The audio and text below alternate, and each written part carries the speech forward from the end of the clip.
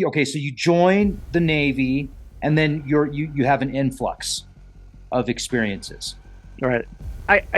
Just to cut to the chase. I mean, yeah, I was having the nightly. They weren't nightly. They were intermittent. So the interesting thing is the abductions would only happen when I was not on the boat. So that should tell you. That should throw your antennas up. I find that kind of weird. So if I was on a submarine, matter of fact, I couldn't wait to get underway because I knew I could sleep in peace. That's just crazy to think but that was my reality. So they would happen when I was in off crew or if I was in training, whatever these things are. And I'm going to throw it out because we can get to that later. I think these things are fallen angels and the cast out spirits we see in the Bible. So, when you have a top secret clearance, one thing to, this is a good way to always catch somebody that they're lying about having a clearance. You're pigeonholed into your lane, if you will. So you only get to know what you need to know to do your specific job. So yeah, did I get to work on some crazy advanced stuff, multiple weapon systems? Yes, I did, but it doesn't mean I know all the details. That like I didn't know the targeting because that wasn't part, that was a FTB, their fire control rate. I was strictly with missile tech taking care of the launcher system, the missile compartment, and the rocket. So that's a good way you come when somebody says, "Oh, I had top secret clearance and I knew everything." That's not true. And on top of that, they downgrade your clearance to secret. If you don't need a TS, they'll just downgrade it. Oh my. The stock markets are tanking right now. Buckle up, Buttercup. It's getting intense out there. You know what, though? Don't worry, because they say it's going to be okay. They're here to help. Who? The government. They love you so much. No, I'm just joking, but I'm not joking about the stock market. The stock market has definitely taken a hit. And you know what? It's all about opportunity. So I don't know if you've got a 401 or an IRA that's connected and tied to stocks or the stock market. Maybe you don't even know what's going on with your 401 or IRA, but check it out. Gold has surged 48% in less than a year, doubling the gains of the NASDAQ and the S&P 500. This isn't just another rally. Global reserves are shifting, exposing cracks in the monetary system. Investors are losing confidence in paper gold and demanding physical metal, creating a massive gap between gold owed and gold that's available. And this isn't just about how institutions broke another system. It's about how you can profit from it. Right now, Noble Gold Investments has a limited supply of investment-grade gold bars and coins that are available. As banks scramble to fulfill their obligations, pushing gold prices higher, you can profit. Smart investors are already moving into physical gold, and Noble Gold Investments makes it easy for you to do the same. Right now, when you make a qualified investment with Noble Gold Investments, they will add a free 10th ounce solid gold coin to your order. Don't wait until it's too late. Visit noblegoldinvestments.com now and turn their panic into your profit. Let's get back to the presentation. Yeah. Wow. I am so looking forward to this opportunity. So, ladies and gentlemen, Rex Bear, Leak Project, how the heck are you? Hope you're having a beautiful day today. We have a real treat for us. So, as you know, I've been doing interviews now, looking for the truth, researching people in the paranormal aspect of things and the unknown for, 10 years now. And I go back and I look at a lot of those interviews that I've done, and some of them blow my mind. And other ones, I'm like, okay, this was a charlatan, or this is somebody that's just completely lost it. No offense, no pun intended. So I've kind of built up, I've kind of become a bit of a skeptic, healthy skeptic. But you know what? Wow. Talking with Mark. Mark is retired Navy, and he shared with me his military forms. We've talked a pretty good amount off air, and I feel like I've gotten to know him pretty good with the amount of time that we've talked. But anyway, this is something that his experiences, we don't know if they're ET, we don't know what they are, but they're definitely not human.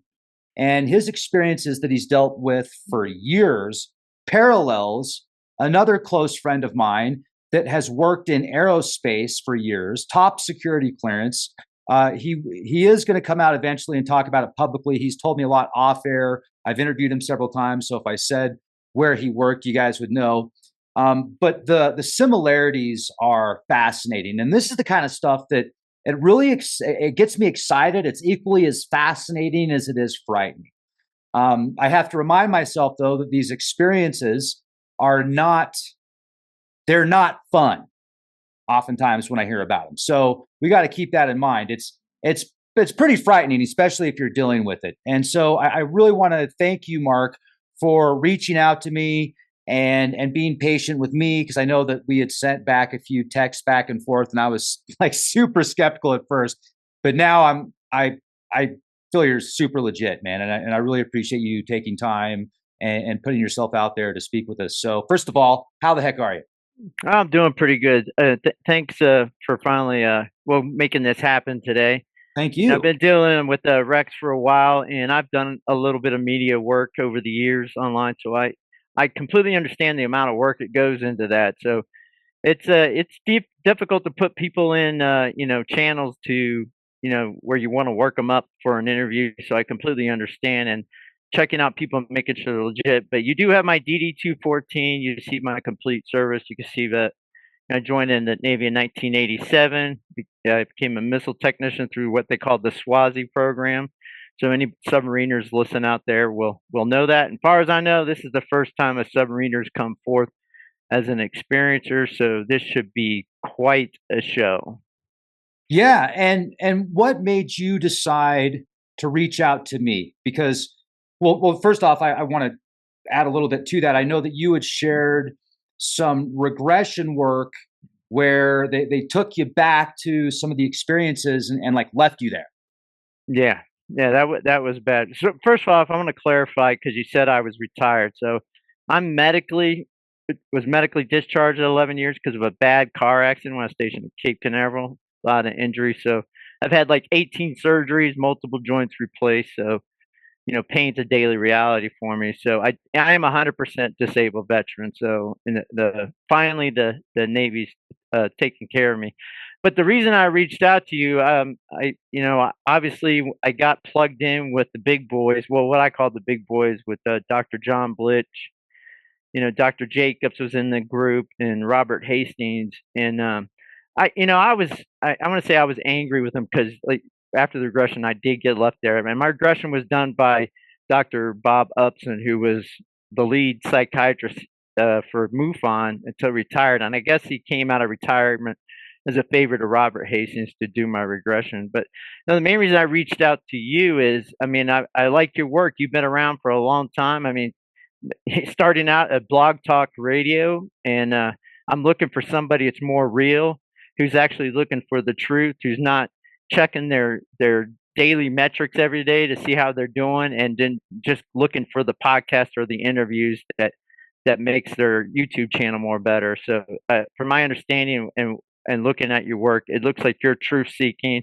You're a real person, and I like to feel I'm a real person. That's the reason I reached out to you. Well, thank you. Thank you very much. That means a lot to me, and I would agree with that.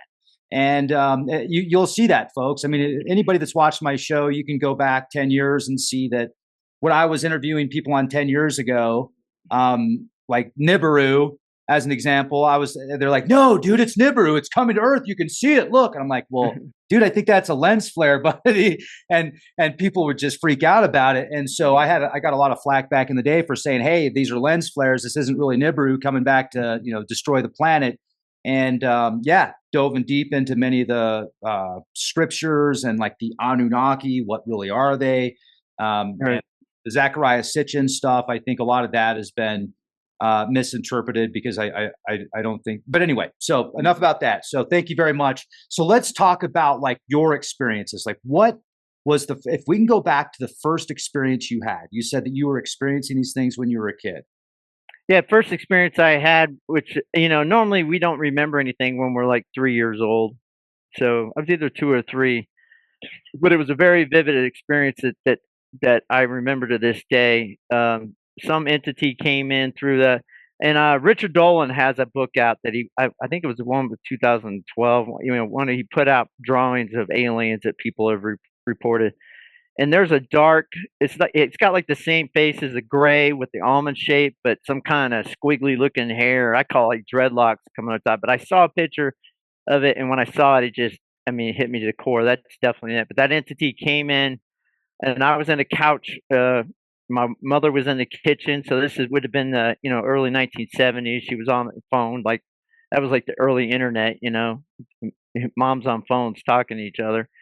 So the alien carried me out the couch in the living room. I walked past her. Her back was turned while she was on the stove to the phone. Went out the back door, and it was snowing at the time. This is in Kentucky, and then I went up into the air, and that was my first. But it was terrifying because and I shouldn't remember that because that experience. But that's what opened the door, and then later it just went into experiences.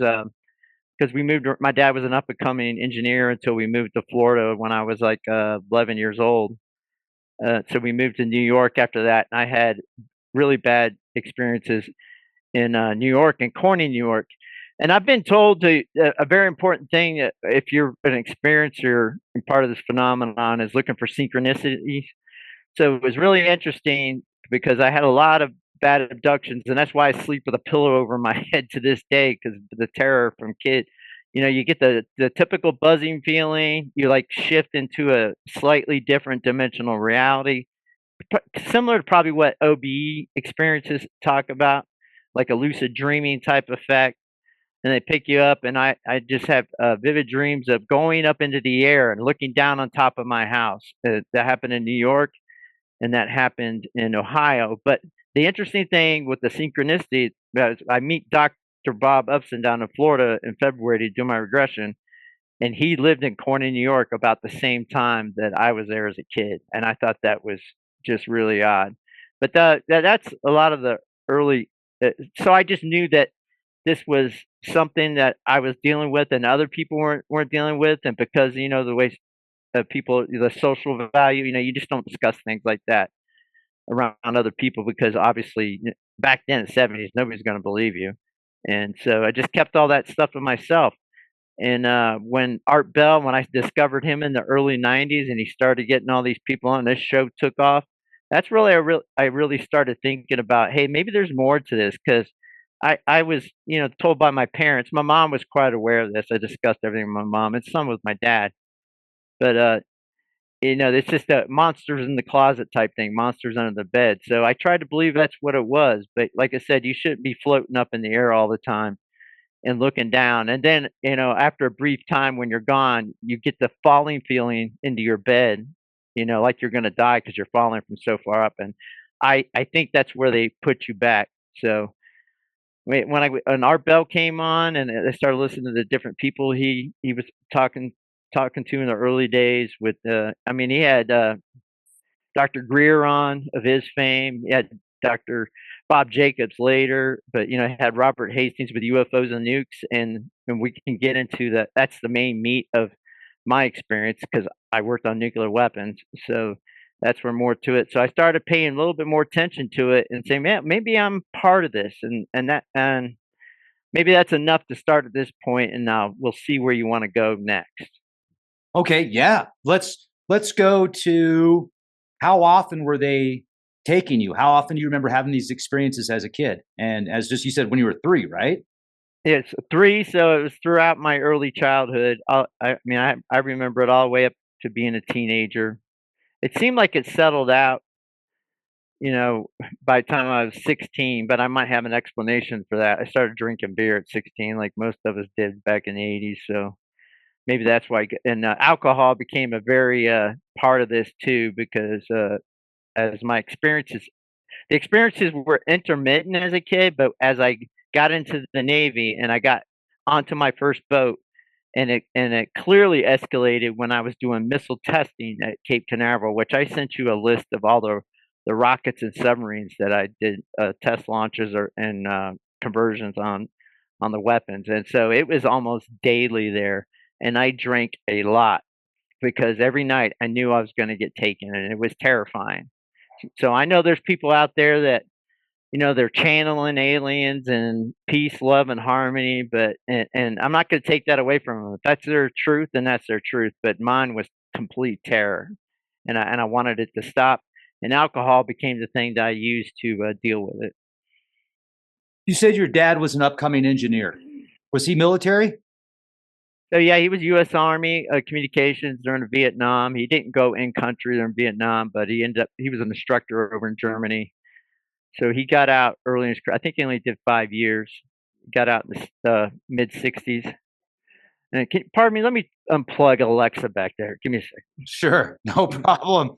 Alexa's getting noisy. She's like answering the questions in the background. What happened in 1964 was, yeah, that's All right, thanks, Rick. So oh anyway, yeah, no worries. Hey, we so continue. Yeah, oh I was gonna tell you about my dad coming up. yeah, I was thinking. So he went from Vietnam, 5 years communications, and this is just a thought out loud. Did he go to work for some agency or like secret agent man after that? So obviously, working in communications, you're going to be crypto, and crypto means you have to have a TS or top secret clearance. So he would have had that. So he definitely had the clearances. So no, he went into he got his associate's degree in engineering for metrology, which is the science of measurement. So and then he went into quality assurance after that.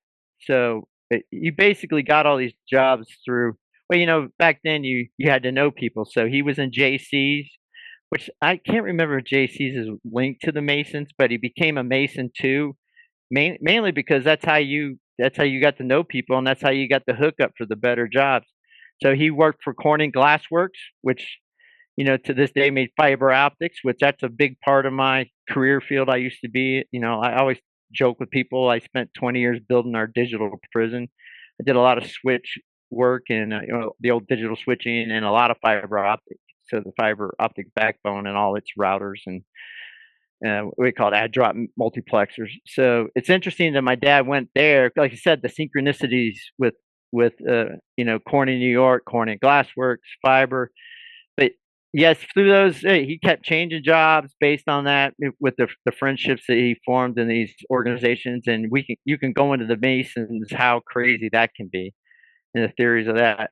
But he eventually ended up at Kennedy Space Center working on the space shuttle before it ever took off, and then he went to Lockheed Martin as a quality assurance engineer, and he spent his last 10 years in Germany in charge with the quality assurance, which is he'd go to all the companies that were sending in parts to Lockheed Martin to build their missiles and planes and different programs. So he had a TS top secret clearance then. He was very intimate with programs. He told me some details that you really wouldn't go in depth, but he was telling me about the laser technology and some of the other technologies that would blow my mind, even in the '80s, in the late '90s.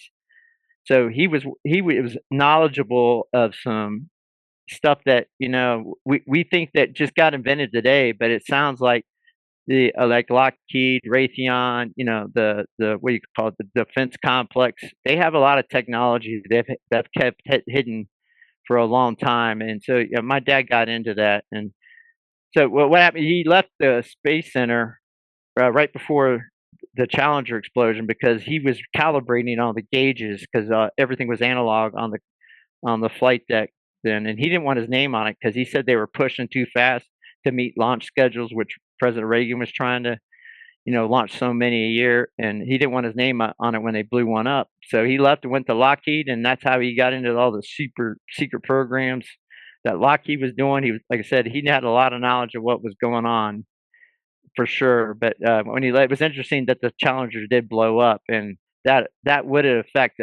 probably affected his career if he would have stayed there.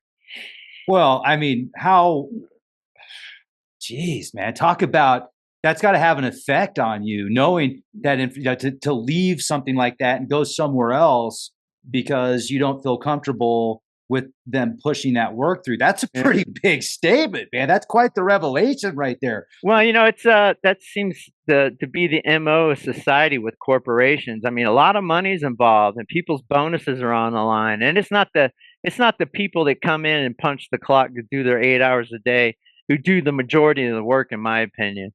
It's your vice presidents, your executive levels, and the presidents, the CEOs, the financial officers. Those are the guys that are pushing unrealistic. I've always when I got into corporate America and communications, I noticed the stark disconnect between, the engineering and the executive branch. There's like a reality. So the directors and the managers, right below directors, they tend to lie on the metrics because they don't want to tell VPs and CEOs that they can't meet timelines. So that's why you have financial failures in a lot of corporations, or you have disasters like the space shuttle. And I mean, you can Boeing's a prime example of that. You know how the planes are going down. But Boeing was actually a great company, but it got bought out by McDonnell Douglas, and their executive level took over after that buyout, and they were driving unrealistic timelines, and so the engineering quality went down, and unfortunately, we've been having a lot of plane crashes because of that. You know what? This sounds like I used to be in the timeshare industry, and they were the same way there. They're like, you better get that deal. It doesn't matter if they only make, it doesn't matter if they're paycheck to paycheck. You're going to sell them a $30,000 timeshare with $500 a month maintenance fees. You're going to figure it out. And you're like, okay, yeah, I'm going to figure it out. Sure.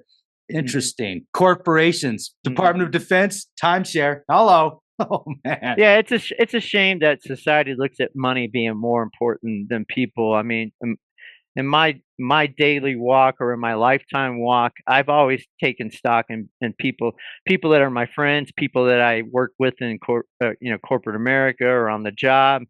I try to bring the best out of them, teach them everything I know, and I always appreciate what they bring to the table because everybody brings something to the table, and I like the human to human connection better. I think it's very unfortunate, even though I like technology and phones, but phones have turned everybody into phone zombies, and everybody wants to talk to their phone instead of talk to each other, and we're really losing the disconnect of what it means to be a human and our humanity.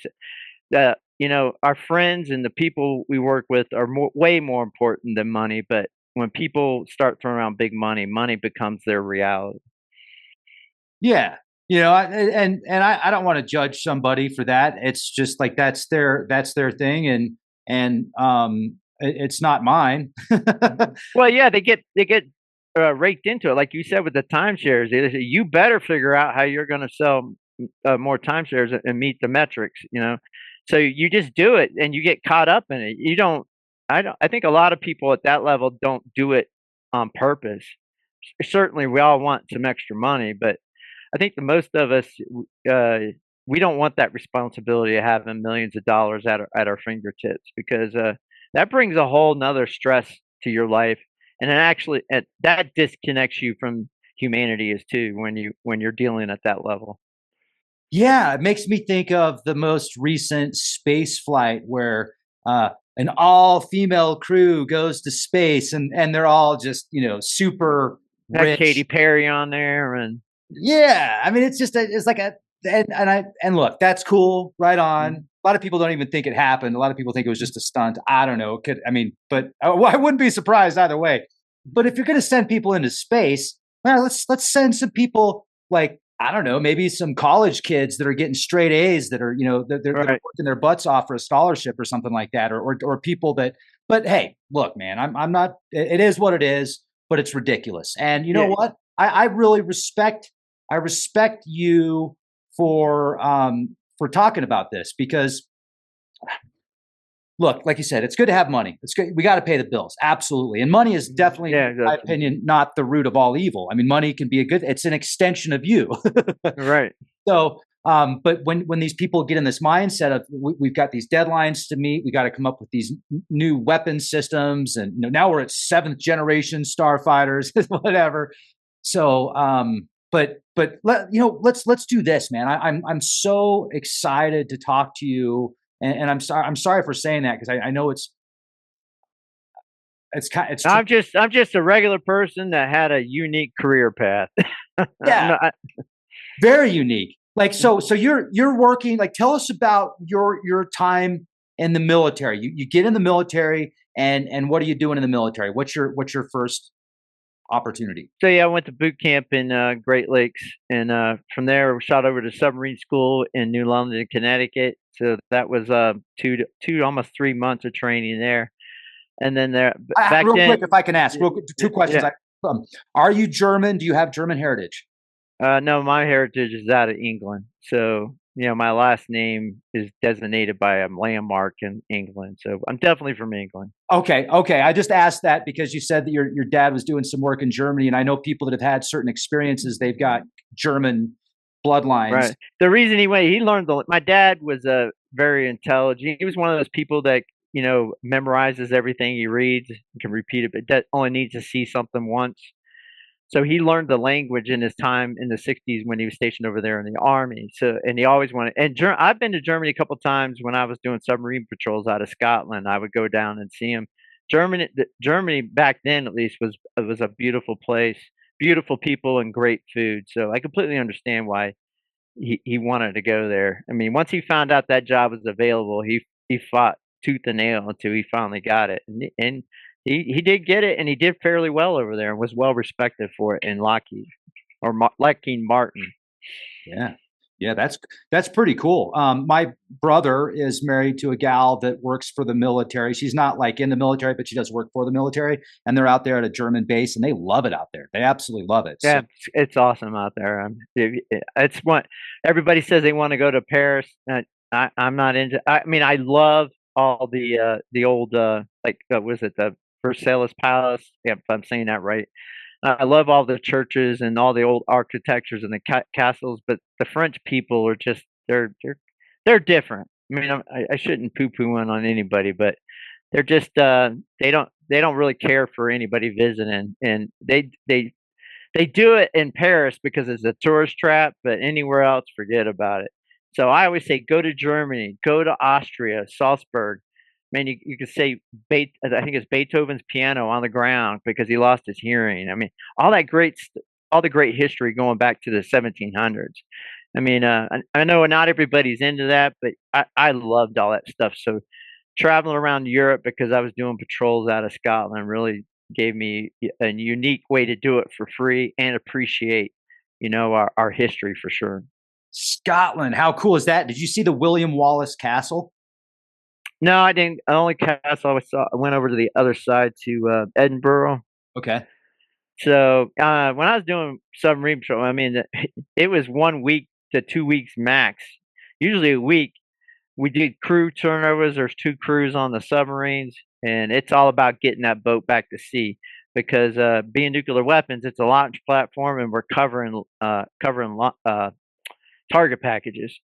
So other boats can't come back in off their 3 month patrols until another boat gets out and relieves them. Those target packages have to be covered at all times. So it's a lot of high pressure. So the only time I got to go see or do anything is after I got off patrol, and we would get a couple weeks leave, 2 weeks off that didn't count against our leave balance at the time. And you said you had to train for like there's special training to be on a submarine, right? Yeah, so mine was a year and a half to it's a year and a half to 2 year pipeline. That was back then. It's all changed now. Since everything's automated, the training's actually shorter. But I mean, but they still have their own complexities to deal with. But yeah, I went to Dam Neck, Virginia, to Navy Guided Missile School, and with the SWASI program, you had three rates you could become: electronics technician, navigations, fire control, ballistics, FTB, or missile tech. And we had three active weapon systems that you can go to at the time. So it was Poseidon, Trident 1 backfit, or Trident 2. So based on your scoring and your A school class, that's what determined what rate you were going to get, and the needs of the Navy that designate what platform you was going. So Poseidon was the hardest. So everybody wanted Trident 2 at the time because that was the newest, hottest rocket. Matter of fact, I hadn't even launched yet, but they were training crews or training up people to be on crews for that boat. But being on Poseidon, I got to learn a deeper knowledge because everything was more analog, digital analog. So it was actually gating. So that's why when I got into communications and these kids with their computer science degrees, they talk about binary. I was doing binary.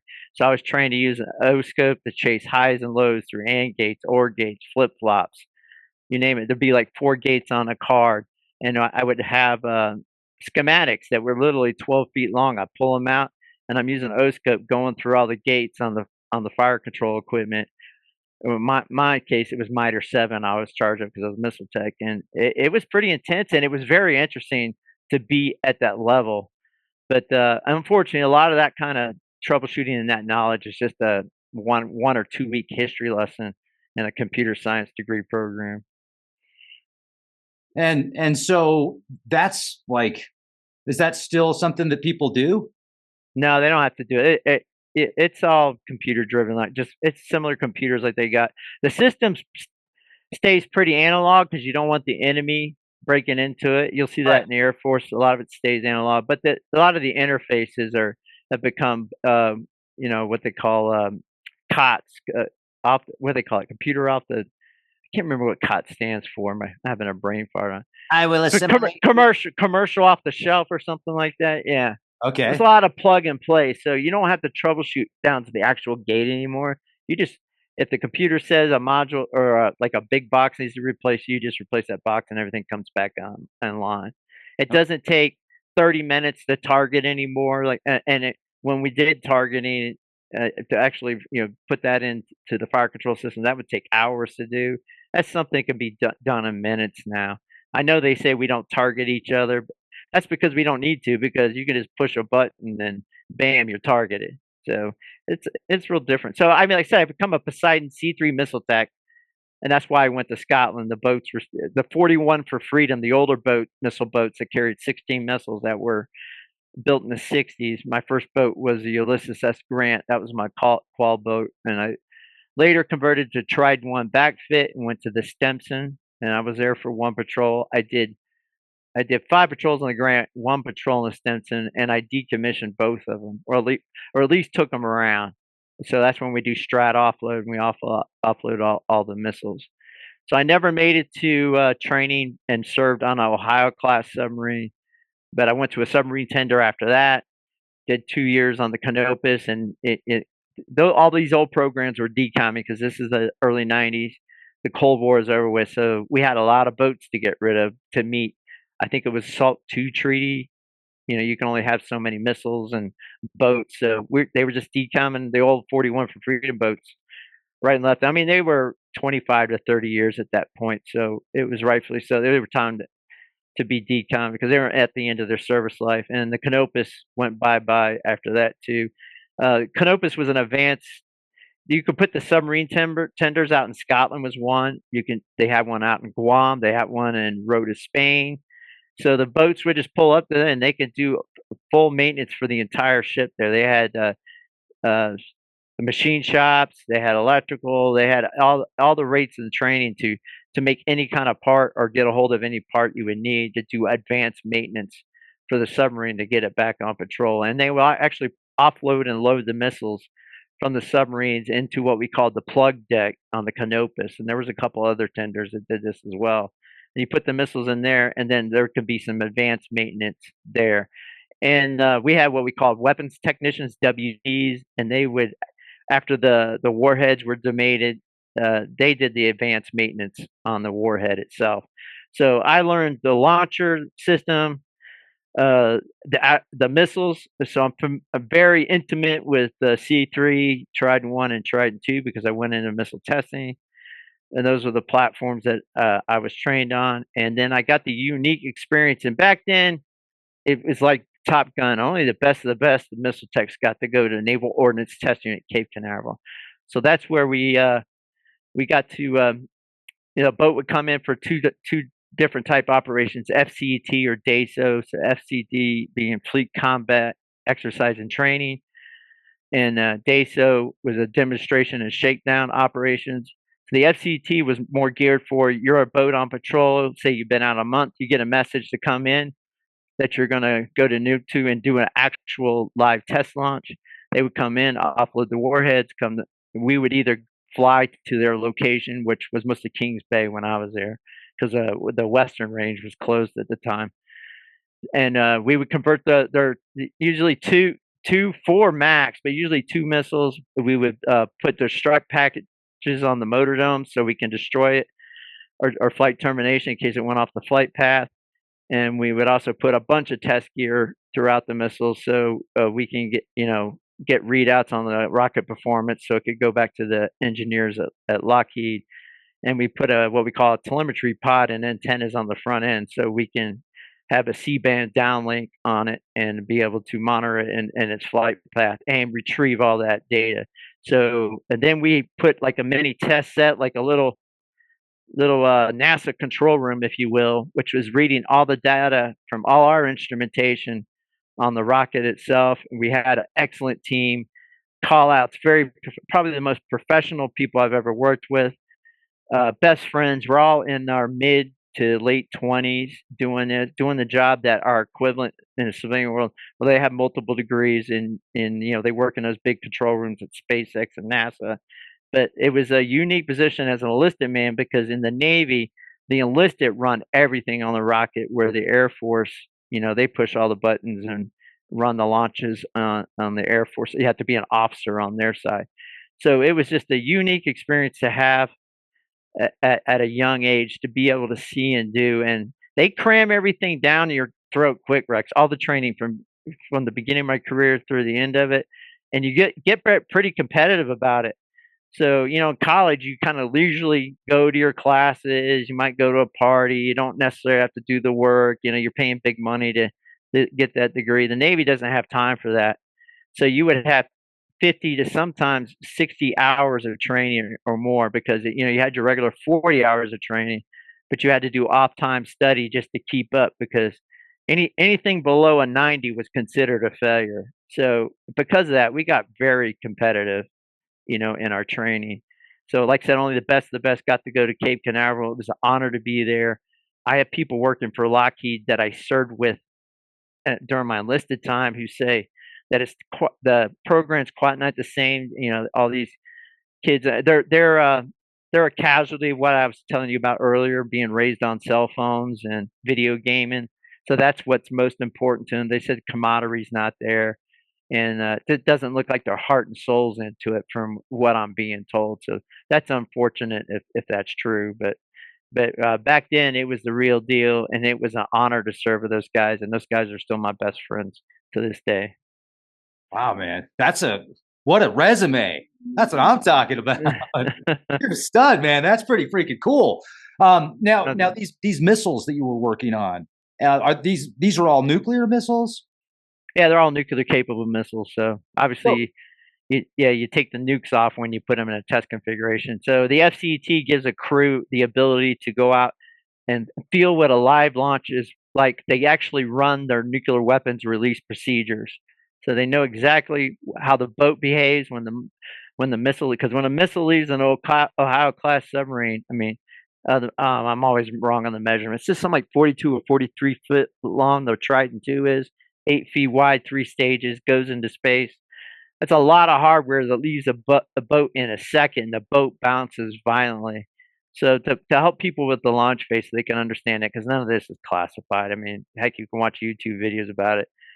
But we pressurize the tube to sea pressure at launch tip, which I will not disclose that, in a nitrogen bubble. So when the last button is pushed, which is the weapons officer, he pushes the last trigger after the enlisted line up everything else, and the captain turns his key for permission to fire.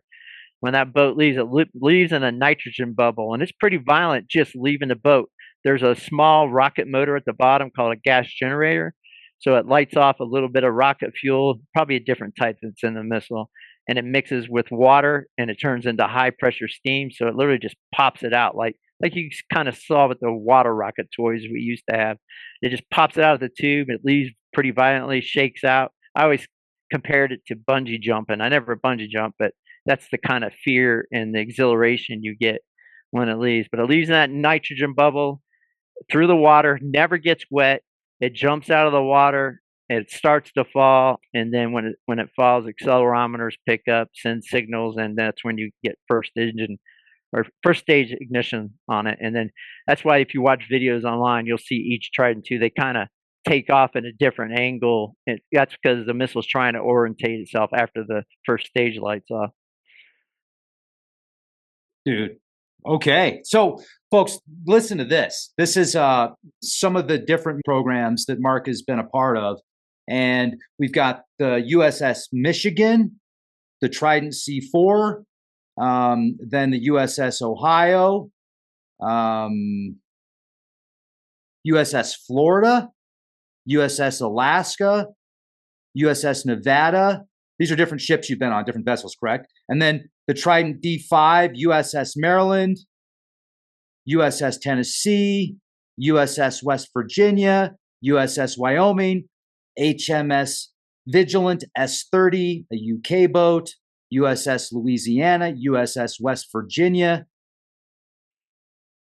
Like, are these all the same? These are updated systems every single time, or are you Yeah, still these are all boats that I either so there's three conversion teams. okay?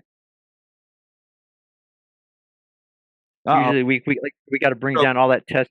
What's you're that? breaking up on us. Yeah, I've been noticing it getting a bad signal here. Interesting timing, huh? Yeah, Oh, might very be interesting. might be done on purpose, just like Art Bell days. No, They wouldn't do that. Well, never. I worked in communications. That's a whole nother spiel I can give you. I'm looking forward to hearing it because you shared a bit with me off air. So okay, so let's go back to the spot that started just coincidentally getting muted or whatever. You're part of these different projects, and I said, were these like were they advancing through the years? Tell us more about these projects and these vessels you were a part of and working on. So when you have a top secret clearance, one thing to and this is a good way to always catch somebody that they're lying about having a clearance. You're pigeonholed into your lane, if you will. So you only get to know what you need to know to do your specific job. So yeah, did I get to work on some crazy advanced stuff, multiple weapon systems? Yes, I did, but it doesn't mean I know all the details. That like I didn't know the targeting because that wasn't part, that was a FTB, their fire control rate. So I was strictly with missile tech taking care of the launcher system, the missile compartment, and the rocket. So that's a good way you come when somebody says, "Oh, I had top secret clearance and I knew everything." That's not true. And on top of that, they downgrade your clearance to secret if you don't need a TS. They'll just downgrade it. Now you still have SSI and you still have the extensive background check to work in nuclear weapons. Oh, and on top of that, I should mention there's extensive psychological profiles that you have to go through. And I went through most of that when I was in submarine school, and you have to pass that. And people drop out of because of that or the training, like fire trainer and flood trainers. So I was a missile tech, but the most important thing for any submariner is to keep the water out of the people tank. So you have to qualify basic compartments, all compartments. So you have to know where all the valves and the electrical panels, so you can shut off systems if it catches on fire, or if you start flooding, or being able to isolate hydraulic valves and stuff. So the main purpose of getting your submarine dolphins, which is your qualification pin, is memorizing that boat to a damage control level. You don't have to go in depth in each compartment because that's specific rates responsibility. So if you're a nuclear trained engineer on the reactor, that's those guys respond. They're the ones that have the deep knowledge. But if a fire or flooding happens, because of my qualifications, I have enough knowledge where I can isolate a valve, turn off power to save the boat. And we get very good at it. And the qualification program used to be, I'm not quite aware of it now because I've been out for over 20 years, but it was the real deal. You had to memorize it. And my qualification board was 2.5 hours. Felt like 10 minutes, but I was terrified. I had to draw out all the systems. You have to every question you have to answer every question as, and you can miss up to 10 different things, but they just make you look it up. But it's really intensive. And then you got your qualifications for your specific rates. Like for missile tech at the time, it was roving patrol was the first one, then assistant launcher operations supervisor, then launcher supervisor, and those were pretty intense qualifications as well. And I want to go into the Stimson for a little bit. I think that's who made me who I am and very sure of myself. Uh, I came off of the grant as a launcher operations qualified LOS at the time and went to another new crew. And most of these young crews, they come up together, out of school. So they got that tight knit. So I was kind of like an outsider. And these guys didn't care for me at all. And they tried to prevent me from qualifying. So when I did my requal and launcher operations supervisor, it was brutal. I mean, I had half the missile division in there. Usually you only have like a chief, maybe a E6, and you have the weapons officer or the assistant weapons officer on your qual board, and that's it. I had the captain. I had all the officers from the weapons department, and like I said, half the missile tech. And they went around the table in the officers' quarters like 3 times asking me questions. And I studied so in depth because I was so mad at them for trying to prevent me from what I already know that I learned it very in depth, and I didn't miss a thing. And the captain had to end the qualification, and he said he's qualified. It's enough. And they were mad that he qualified me because of that round. But that abuse I got, I was mad at those guys at that time, but it really made me who I am. After that, I mean, it was no holds barred. Nobody was going to stop me from being the best that I could in my field. So now I never made much rank because I was getting caught in between programs, and they were discharging a lot of missile techs because they didn't need them. But I was always raised to the top. Not only was I the best of the best, but I brought that humanity quality because the way I grew up in the South, just because I was the supervisor or a leader on some project, I always built team. Team was important. You can't do these things alone. So if you bring everybody along for the ride, tell them they're doing a great job, and give them all the tools they need to make themselves better. Man, that's how you make best friends for life. I got guys that became officers that I trained and worked with, and to this day they always call me and they thank me for my patience and my ability to because they sometimes they come off a cruise where they were abused a little bit and they were thinking about getting out, but because of me, they and I showed them that they could do the job, and I gave them the confidence that they should be given. They were able to excel and get commissions and do 23, 25-year careers, which I really hold that to my heart. That's my if there's anything I could take away from my career, it's the people I worked with and the people that I affected, and I made them better for it. Right on, man. Absolutely. That's fantastic. And that's the way that the world, it's cool. Humankind, we're called humankind for a reason, folks. Remember that. Right. Kind at the end there, we got to leave that attached. Sometimes people try and forget about that. No, it's humankind for a reason. So that's super cool. I want to hear about, like, okay, so you join the Navy and then you have an influx of experiences. Right. Tell So us. yeah, so just to cut to the chase. I mean, yeah, I was having the nightly. They weren't nightly; they were intermittent. So the interesting thing is the abductions would only happen when I was not on the boat. So that should tell you, that should throw your antennas up. I find that kind of weird. So if I was on a submarine, matter of fact, I couldn't wait to get underway because I knew I could sleep in peace. So, and that's just crazy to think but that was my reality.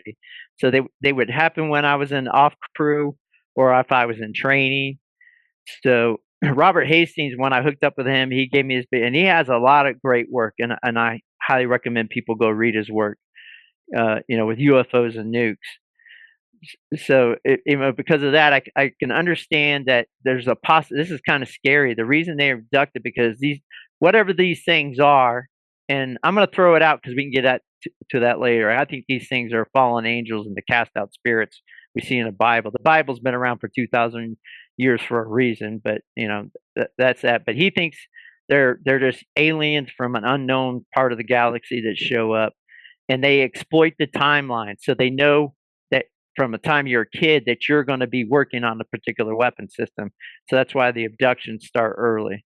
So he thinks there's two types of abductions: people that work with nuclear weapons, and then also the Dr. Jacobs and his hybridization program, which I highly recommend you read up on that because I think there's something freaky with that where they're hybridizing humans. So people are taken to either be tracked, but for the most part to extract DNA, eggs and sperm to grow hybrid humans, and they've made the connection that that's why all the cow mutilations happens because it turns out cow blood can be used in human blood as a substitute, and they use their the female parts, I don't know what the womb. They extract the womb, and that's how they can grow their hybridized humans in those cow rooms. So it explains a lot of things and checks a lot of boxes. But for whatever reason, these things don't like our nuclear weapons. There's a couple reasons for that. Either these are dimensional entities, and when we light those nukes off, which in World War II, that seems to be when the UFO phenomenon escalated right after we started testing nukes.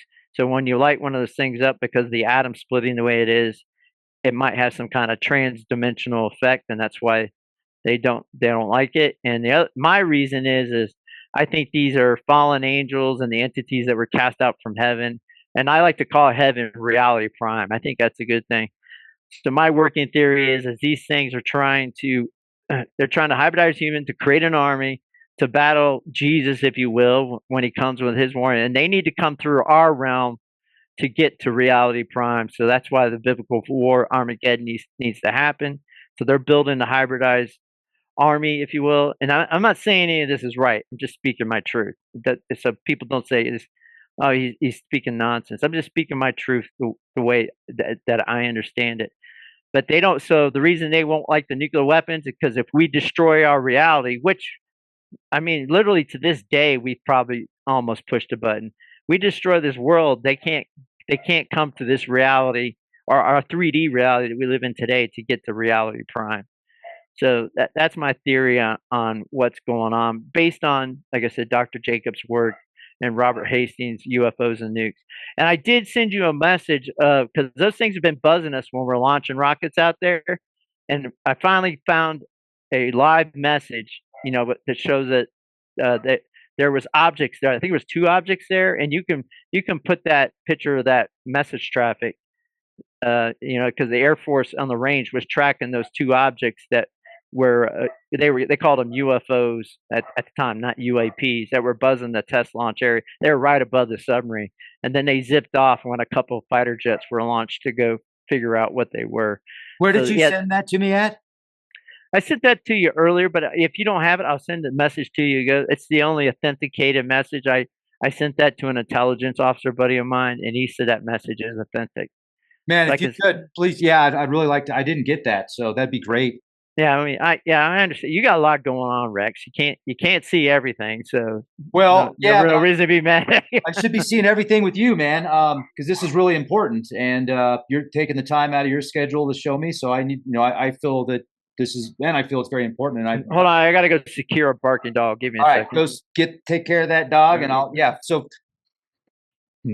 now I'm going to share my theory just real quick while he's doing that, and this is just a theory of mine because I've been researching religion and the scriptures and the scriptures before the scriptures that we have access to, like the ancient Babylonian cuneiform and the Akkadian. And it's interesting because some of the older stories or the older scriptures and the older cuneiform tablets describe what's in the Bible, but oftentimes there's more names, there's more details, there's a lot more information.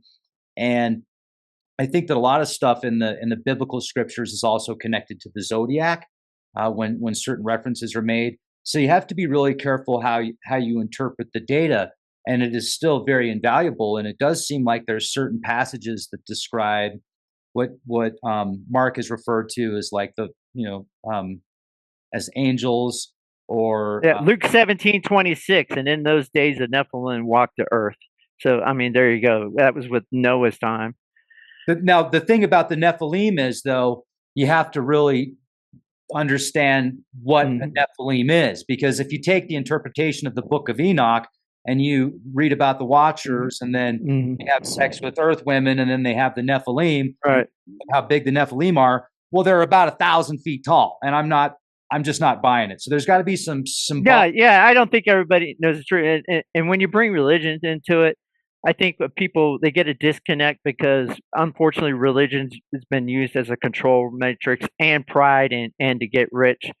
So people, they choose their own types of Christianity, which there's like hundreds of them, and they want their particular part of Christianity to be the right one, and everybody else is wrong. And I think if you do that, you're not going to find real. Well, I don't like I said, I don't think anybody knows the real truth, but you're not going to find out more information because you're doing that stay in your lane, a mental exercise, and when you go to, from my personal opinion about church, when you go to church, you find the best church for you, but you have to have that spiritual connection. You have to make it. You can't just show up and be seen by people and thinking that you're going to get something out of it. You're not.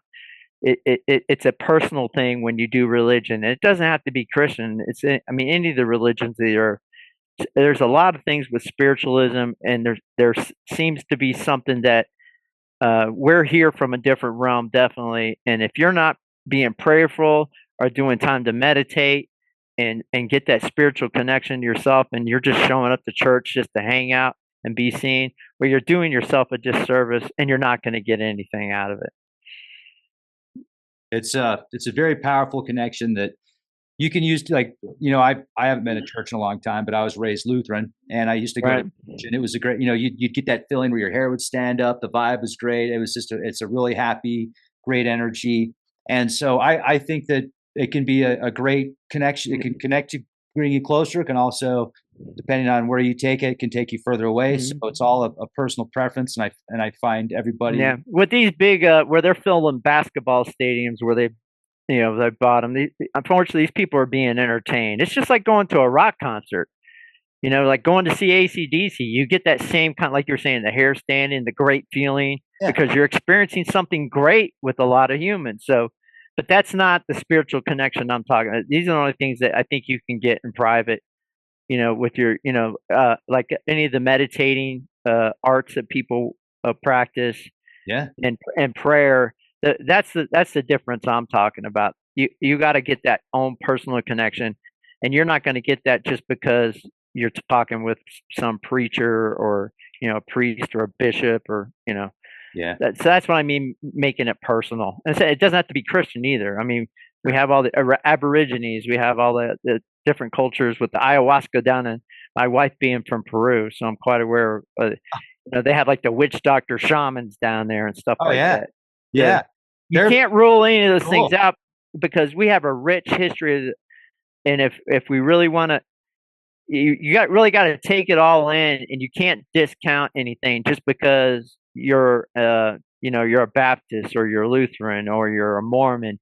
You got to be able to look at the big picture and take in all of Earth's history and all the people's experience if you want to try to really get down to figuring out what's going on, why we're here, why are aliens and the spiritual warfare happening and all that stuff. It's the only way you're really going to do it. Right on, man. Yeah. Get rid of some of the dogma, have an open mind, but not so open that your brain falls out on the sidewalk, but it has to be open to work like a parachute.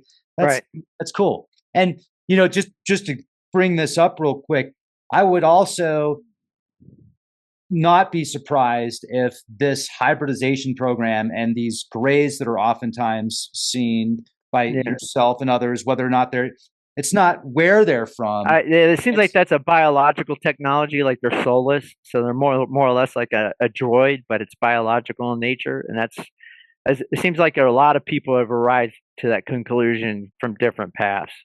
And so what if they're not, what if this hybridization program isn't to fight Jesus or the creator, but actually because they're coming from the future and something is going to be so catastrophic in the future that takes place, they actually have to come back through these biomechanical vessels. No, you can't rule that out. Absolutely. I mean, like I said, it's just my theory, but yeah, that's an excellent path. But the thing is unfortunately, our rich and powerful, I wouldn't say all of them, but definitely some of them are satanic.